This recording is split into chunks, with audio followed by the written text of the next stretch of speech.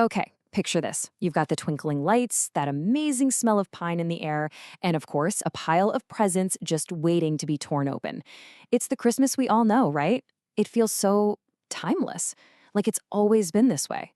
But what if I told you that almost every single tradition we hold dear has a secret history you would never, ever expect? Yeah, let's pull back that festive curtain for a second.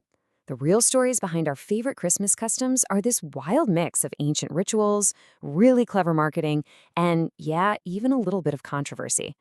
The truth is, a lot of what we do is way younger and honestly, a lot stranger than you might think. So, in this explainer, we are going to dig into the hidden stories of 5 Christmas icons: the tree, good old Santa Claus, the stockings on the mantle, the greeting, Merry Christmas, and even the simple Christmas card. First up, the absolute centerpiece of the holiday, the Christmas tree. I mean, can you even imagine Christmas without one? But its journey into our living rooms is a long and winding one, and it starts centuries before the very first Christmas. You see, long before Christianity was even a thing, evergreens were already a huge deal.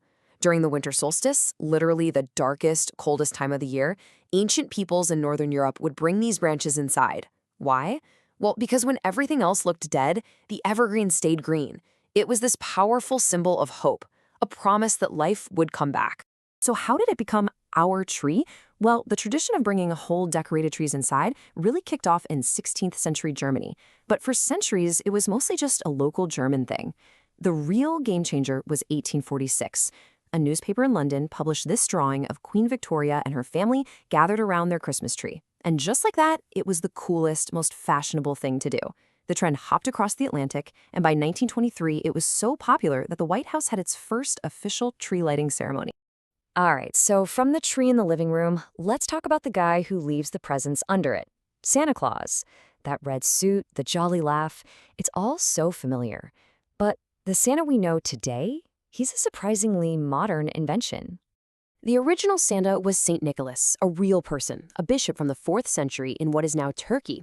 He was famous for his incredible generosity, especially for giving gifts to the poor in secret. His story spread, and his Dutch name, Sinterklaas, eventually became Santa Claus. But he was a far cry from the magical toy maker living at the North Pole. And get this, Santa wasn't always red.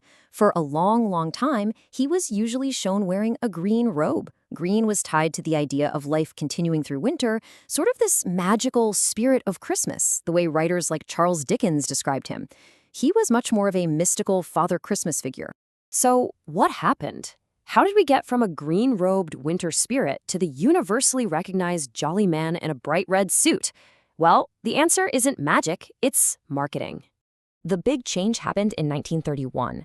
Coca-Cola wanted to sell more soda in the winter, so they hired an artist for a huge ad campaign. And what did he create? A warm, friendly, rosy-cheeked Santa dressed head to toe in Coca-Cola's signature red. The ads were absolutely everywhere, and the image was so powerful it basically locked in what Santa looks like for generations to come. It's a wild example of how branding can shape a global icon.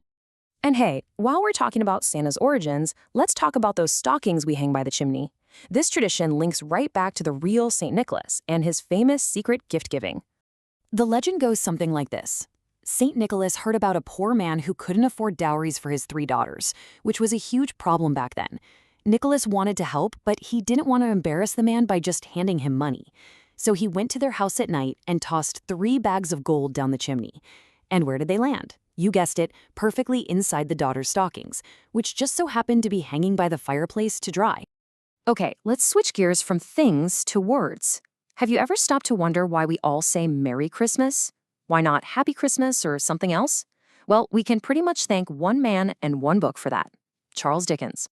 Back in 1843, Dickens introduced the world to one of the most famous curmudgeons of all time, Ebenezer Scrooge, a man who thought Christmas was nothing but a humbug.